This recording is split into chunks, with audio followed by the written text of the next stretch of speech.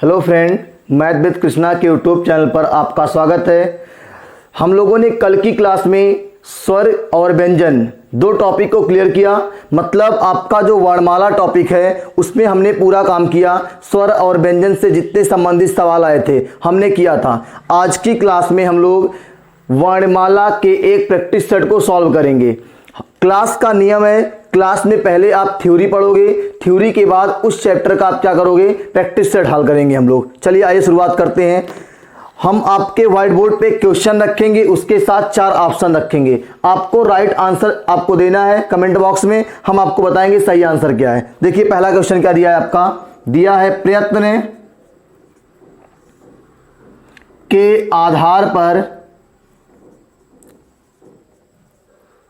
के आधार पर ये आपका जो ला है किस प्रकार का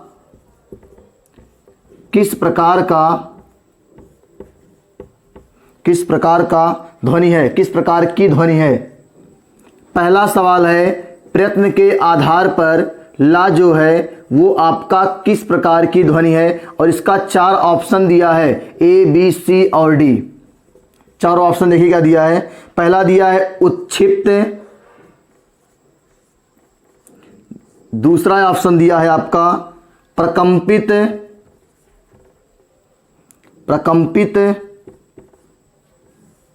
तीसरा दिया है संघर्षहीन, चौथा आपका दिया है पार्श्विक। अब आपको इस चारों में से बताना है कि कौन सा आंसर सही होगा। सवाल को ध्यान से पढ़िएगा। प्रयत्न के आधार पर ला किस प्रकार की ध्वनि है, तो उत्क्षिप्त नहीं है। उत्क्षिप्त में आपका 2 आता है, डा और ढा। ध्यान दीजिएगा, हमने कहा था आपका डा जो होगा और ये जो ढा होगा ये दोनों किस में आते हैं, उत्क्षिप्त में आते हैं। तो ये आपका ऑप्शन गलत हो गया। पूछा है आपसे है कि ला क्या है, तो ये उत्क्षिप्त नहीं है, पहला गलत। प्रकंपित की जब बात करेंगे तो प्रकंपित में हमने क्या बताया था आपसे, देखो हमने कहा था कि अंतस्थ होते हैं 4, या, वा, रा और ला। हमने कहा था कि ये दोनों होते हैं अर्धस्वर।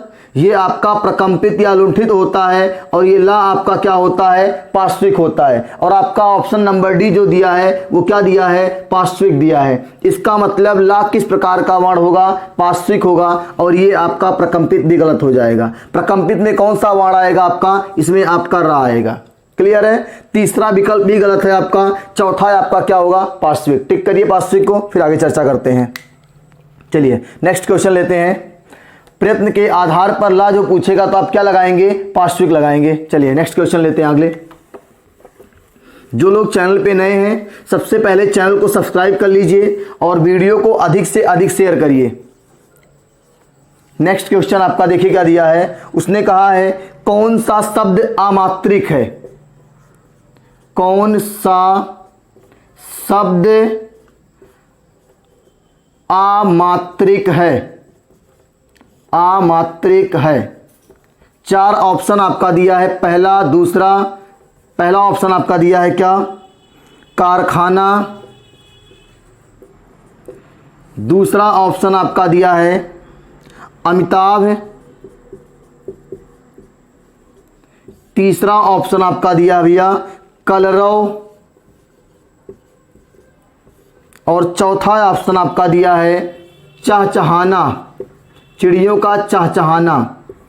चौथा ऑप्शन क्या दिया है आपका, चहचहाना है। सवाल आपका है कौन सा शब्द अमात्रिक है। ध्यान दीजिएगा, मैंने कल की क्लास में भी चर्चा किया था कि जिस शब्द के आगे आ लग जाएगा वो शब्द के अर्थ को निगेटिव कर देता है। यहाँ पे मात्रिक के आगे आ लगा है, मात्रिक का मतलब मात्रा से है, और आ लग गया मतलब जिसमें मात्रा नहीं है। तो यहाँ पे देखो कारखाना में भी यहाँ भी मात्रा है, यहाँ भी और यहाँ भी है। ये आपका ऑप्शन गलत है। अमिताभ में यहाँ पे छोटी की मात्रा, ये भी आपका गलत हो गया।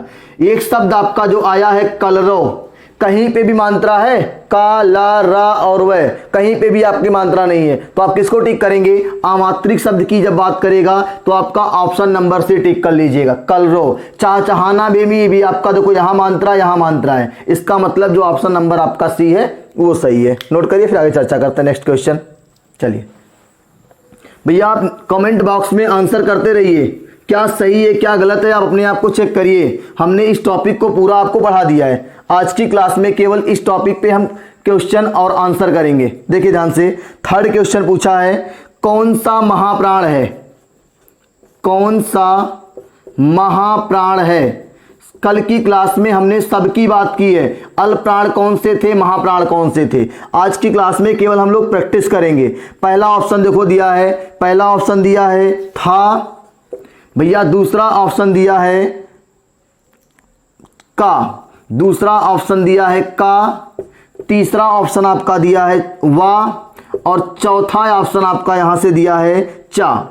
अब आपको बताना है कि कौन सा महाप्राण है। महाप्राण की डिफिनीशन सबको पता है, किसी भी वर्ग का, सभी वर्गों का दूसरा और चौथा अक्षर क्या था आपका, महाप्राण था। ये दूसरा अक्षर है नहीं, चा वर्ग का पहला अक्षर है, महाप्राण नहीं होगा, क्या होगा, अल्प प्राण होगा।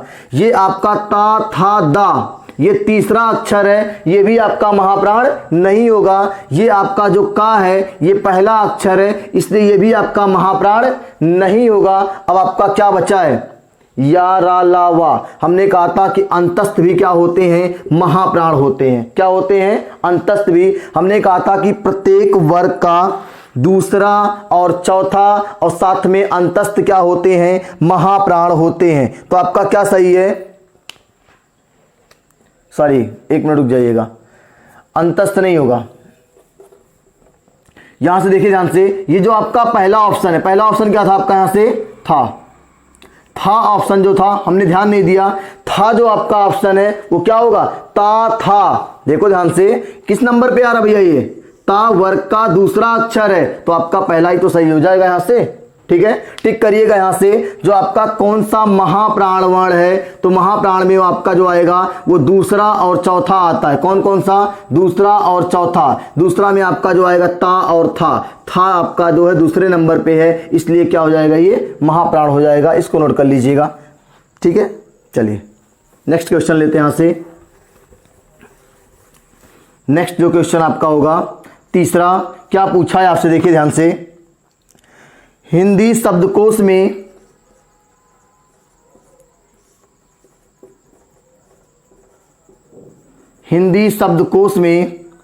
देखो शब्दकोश मैंने गलत लिखा था, हिंदी शब्दकोश। अब यहां से भी सवाल बनेगा, इस कोश का मतलब होता है शब्द भंडार और इस कोश का मतलब होता है खजाना। ठीक है, यहां से भी सवाल पूछेगा समरूप भिन्नार्थक में। ध्यान दीजिएगा, हिंदी शब्दकोश में सवाल पूछा है अंग व आहा, अंग व आहा किस वर्ण के साथ आता है, किस वर्ण के साथ आता है। आपका सवाल है भैया, हिंदी शब्दकोश में जो आपका अंग और आहा है किस वर्ण के साथ आएगा। पहला ऑप्शन है आपका यहां से औ, दूसरा ऑप्शन आपका यहां से है छोटा आ, तीसरा ऑप्शन आपका यहां से है आहा और चौथा ऑप्शन आपका यहां से है बड़ा आ।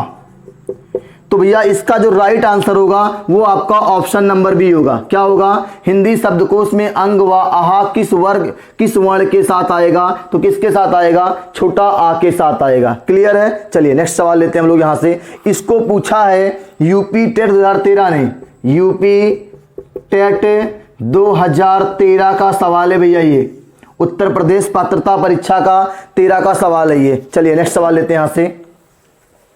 अंग व आहा वर्ण जो होंगे वो आ के साथ आएंगे। नेक्स्ट क्वेश्चन आपका देखते हैं क्या है। नेक्स्ट आपका है क्वेश्चन नंबर 5, पूछा है छा वर्ण किसके योग से बना है।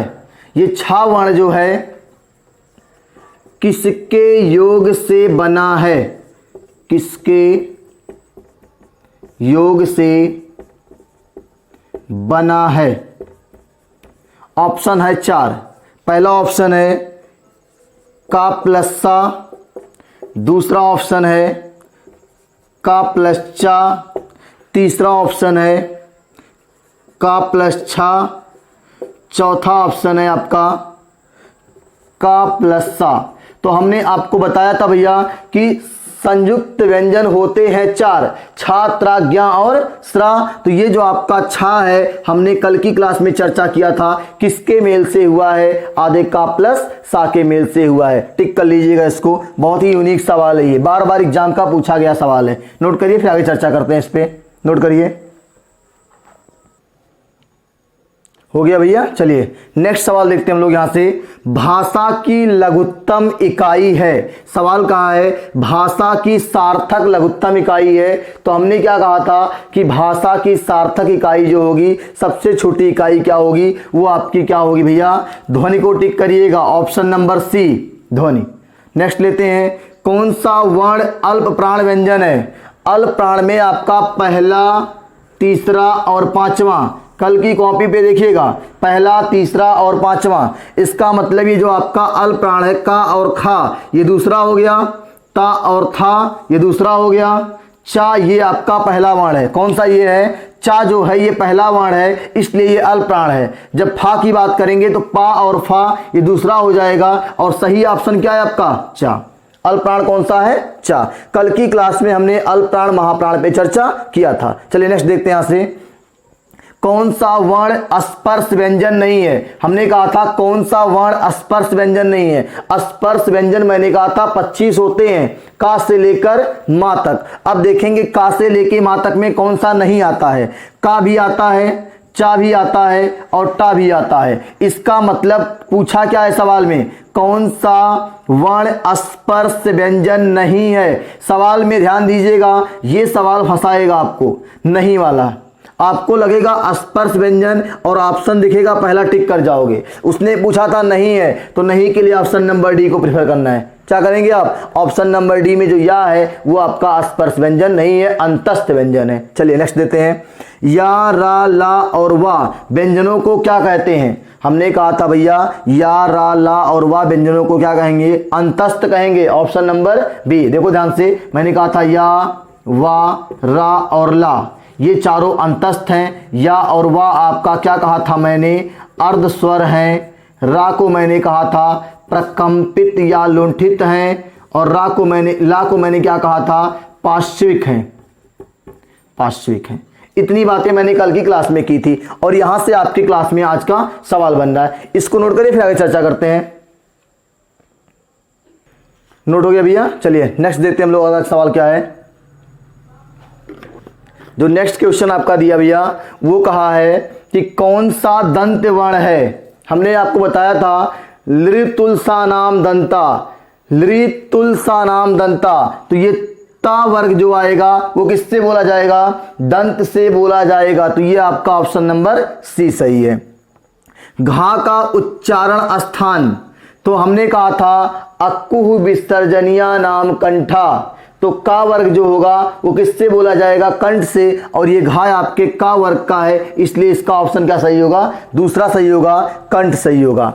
क्लियर है? चलिए नेक्स्ट क्वेश्चन देते हैं, निम्न में अर्ध स्वर है। हमने कहा था या और वा आपका अर्ध स्वर है, तो किसको टिक करेंगे आप? या को टिक करेंगे। महाप्राण ध्वनियां व्यंजन वर्ग में किससे संबंधित है? जो हमने कहा था कि स्पर्श व्यंजन में 5 वर्ग होते हैं, तो वो सवाल कह रहा है कि उस 5 वर्गों में महाप्राण ध्वनियां किस किस नंबर पे आती हैं। तो मैंने कहा था कि सभी वर्गों का दूसरा और चौथा आपका क्या होता है? महाप्राण ध्वनियां होती हैं।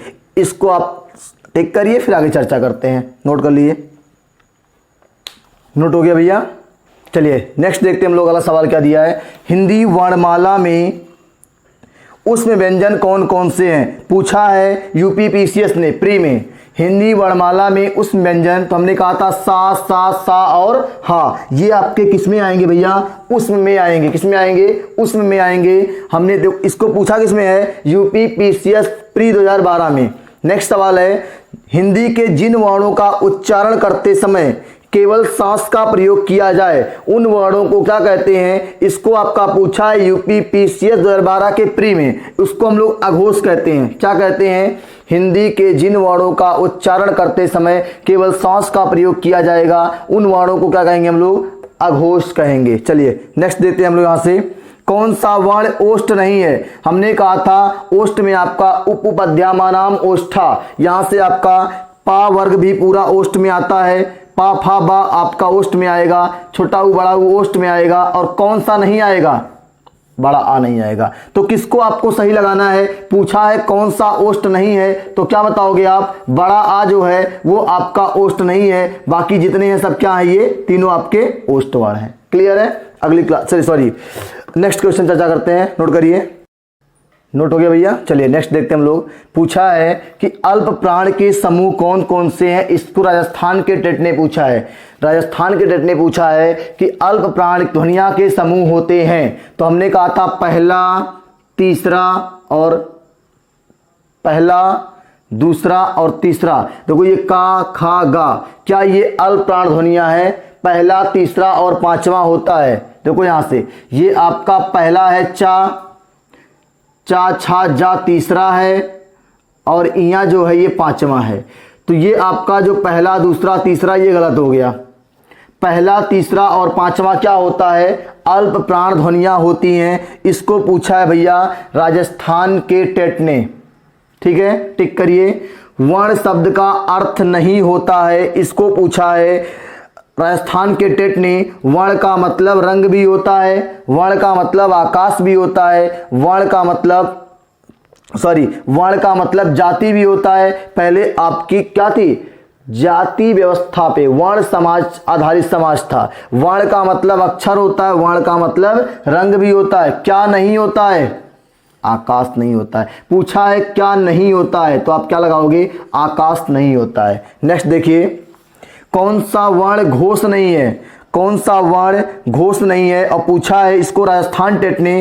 रा दिया है, दूसरा ऑप्शन दिया है ता, तीसरा ऑप्शन दिया है आ, और चौथा ऑप्शन दिया है डा आपका। तो घोष वर्ण नहीं है, तो आप ऑप्शन नंबर बी को टिक करेंगे। क्यों बी को टिक करेंगे, क्योंकि ता जो आपका है वो पहला अक्षर है, और पहला अक्षर क्या होता है, अघोष होता है, घोष नहीं होता है। नेक्स्ट देखिए, किस शब्द में री स्वर नहीं आया है, री स्वर, तो देखो ये वाला री स्वर नहीं आया है। कृपा में भी री है, देखो यहाँ पे कृपा जब ऐसे लिखेंगे ना तो यहाँ पे देखो री आया है।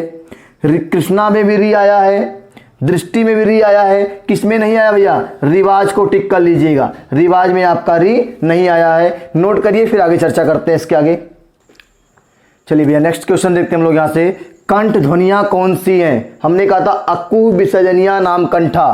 तो का वर्ग जो होगा वो किससे बोला जाएगा, कंठ से। पहला ऑप्शन टिक करेंगे। ओ और औ किस प्रकार के वर्ण हैं, और पूछा इसको यूपी टीजीटी 2010 में। का ओ और औ आपके हमने कहा था भैया कंठोस्थ हैं। क्या है, कंठोस्थ में आपका ओ और औ आएगा, टिक करिएगा। कौन सी ओष्ठ ध्वनि नहीं है, ओष्ठ में आपका पूरा पा वर्ग आएगा, पा फा बा और भा और मा, ये तीनों आपके ओष्ठ हैं। ये आपका चा नहीं है, ये तालु वाला है। नेक्स्ट देखिए, कौन सी ध्वनि अल्प प्राण है, अल्प प्राण में आपका पहला, तीसरा और पांचवा, ये आपका दूसरा है, नहीं है। ये आपका ता था दा धा, चौथा है, नहीं है। ये आपका ता था, दूसरा नहीं है। ये आपका ता है जो, ये पहला है, और ये अल्प प्राण है। क्लियर है। इसको पूछा है कौन सा अल्प प्राण है, ये आपका आया है यूपी पीएससी जीआईसी पीजीटी 2009 में आया है। इसका जो राइट आंसर है वो आपका क्या है, ता है। नोट करिए, फिर आगे चर्चा करते हैं। नोट हो गया भैया। चलिए नेक्स्ट क्वेश्चन देखते हैं हम लोग यहाँ से। पूछा है हिंदी की तालब ध्वनियाँ हैं, इसको पीजीटी ने पूछा है, जीआईसी ने पूछा है, और यूपी पीसीएस ने पूछा है। क्या कौन कौन सी है, हमने कहा था तालब ध्वनियाँ इचू सा नाम तालु, चा और छा आपकी जो है वो क्या है, तालब ध्वनियाँ है। फिर पूछा है हिंदी की स्पर्श, घोष और महाप्राण। स्पर्श भी होना चाहिए, घोष भी होना चाहिए, और महाप्राण भी होना चाहिए। स्पर्श का मतलब ये अभी आप तक ये जो आपका ये भी है, ये भी है और ये भी है। अब घोष की बात कर लेते हैं। घोष का मतलब तीसरा, चौथा, पांचवा। तो ये पा फा बा भा, पा फा बा भा, इसका मतलब चौथा है। ये ता था दा ये तीसरा है, और ये ता था दूसरा, ये घोष नहीं होगा। ठीक है, ये और ये दोनों हो सकते हैं, ता था दा। अब महाप्राण की बात करेंगे। महाप्राण में दूसरा और चौथा आता है, तो पा फा बा भा ये आएगा। ऑप्शन नंबर 1 को टिक करिएगा, भा को। चलिए फिर पूछा है कौन सा स्वर समृद्ध है, तो समृद्ध में आपका आएगा छोटी ई, लगा लीजिए। समृद्ध में आपका कौन सा आएगा, छोटी ई। फिर पूछा है बा ध्वनि है दंत ओष्ठ और तालब और कोई नहीं। तो आपका बा जो है ये आपका पा फा बा और किस में आएगा, ये ओष्ठ में आएगा। नोट करिए, फिर आगे चर्चा करते हैं। बहुत ही आसान हो गया भैया। देखिए जो लोग चैनल पे नए हैं, सबसे पहले चैनल को सब्सक्राइब करेंगे, वीडियो को अधिक से अधिक शेयर करेंगे और कमेंट बॉक्स में बताएंगे, जिससे आने वाली वीडियोज में आपको और अधिक फायदा मिलेगा। देखिए वर्णमाला में व्यंजनों की संख्या पूछेगा तो आप क्या बताओगे भैया, 33 व्यंजन होते हैं। स्वर की संख्या पूछेगा तो क्या बताओगे आप, 11 बताओगे। इनमें से संयुक्त व्यंजन कौन सा है, मैंने कहा था छत्र ज्ञा और स्रा, तो ये आपका ज्ञा है। फिर पूछा ज्ञा वर्ण किन वर्णों के संयोग से बना है, तो आपका ये जा प्लस इया के संयोग से बना है। नोट करिए, फिर आगे चर्चा करते हैं। नोट हो गया भैया। नेक्स्ट क्वेश्चन पे हम चर्चा करेंगे। ध्यान दीजिएगा, हमने वर्णमाला के टॉपिक को बहुत ढंग से पढ़ा है। उस वर्णमाला से संबंधित जो आपका प्रीवियस ईयर का सवाल था, वो चाहे पीसीएस का, टीजीटी का, टेट का, यूपी पुलिस का, लेखपाल का, कहीं का भी सवाल था, हमने उसमें से ढूंढ के सवालों को किया है। कुछ उम्मीद करते हैं कि आज की क्लास आपको बेहतर लगी होगी, अगली क्लास इससे बेहतर होगी, नए टॉपिक के साथ होगी, चर्चा करेंगे। आइए सीखते हैं। निम्न में किस शब्द में द्वित्व व्यंजन है? द्वित्व व्यंजन भैया आपका दिल्ली में है। किस में है? दिल्ली में है। दिल्ली हो गया, कुत्ता हो गया, इस सब में क्या आपका है? द्वित्व व्यंजन है। देखो यहाँ पे ये चीज दिखेगा आपको, ठीक है। हिंदी में मूलतः वर्णों की संख्या तो आप क्या बताओगे भैया, 52 होता है। देखो कैसे 52 होता है, 11 आपका स्वर होगा, 2 आपका अयोग वा होगा, हो गया आपका 13, 33 आपका व्यंजन होगा, हो जाएगा 46, 33 व्यंजन हो जाएगा 46। 4 आपका जोड़ेंगे 46 में, 4 क्या होगा आपका? संयुक्त व्यंजन होगा। देखो यहां लिख देते हैं थोड़ा सा हम, 46 के बाद 4 आपका संयुक्त व्यंजन होगा, तो 46 4 50 संयुक्त व्यंजन, और 2 आपका जो जुड़ेगा वो हो जाएगा 52, और ये 2 आपका क्या होता है? द्विगुण व्यंजन होता है। क्या होता है? ये आपके पूरी 52 की कहानी है। नेक्स्ट देखेंगे, हिंदी शब्दकोश में छा का क्रम किस वर्ण के बाद आएगा? तो भैया का को टिक करिएगा, क्योंकि आधा का प्लस सा मिलके क्या बनता है? छा बनता है। ए और ए वर्ण आपके क्या कहलाएंगे? तो हमने कहा था भैया कंठ तालव्य कहलाएंगे। क्या कहलाएंगे? कंठ तालव्य कहलाएंगे। तो आज की क्लास में यहीं पे खत्म करते हैं। नेक्स्ट क्लास जो होगी आपकी बहुत ही बेहतरीन टॉपिक के साथ, बहुत ही बेहतरीन अंदाज में मिलेंगे। बहुत बहुत धन्यवाद। सबसे जरूरी सूचना क्या है, चैनल को अधिक से अधिक सब्सक्राइब करना है, और सबसे महत्वपूर्ण बात यह है कि भैया वीडियो को शुरुआत से लेकर और अंत तक बने रहना है। एक एक शब्दों पे ध्यान देना है, एक एक शब्द से एग्जाम में सवाल बनेगा, ठीक है। तो कोशिश करते हैं कि आपको आज की क्लास बहुत अच्छी लगी होगी, अगली क्लास इससे बेहतर मिलेंगे। बहुत बहुत धन्यवाद।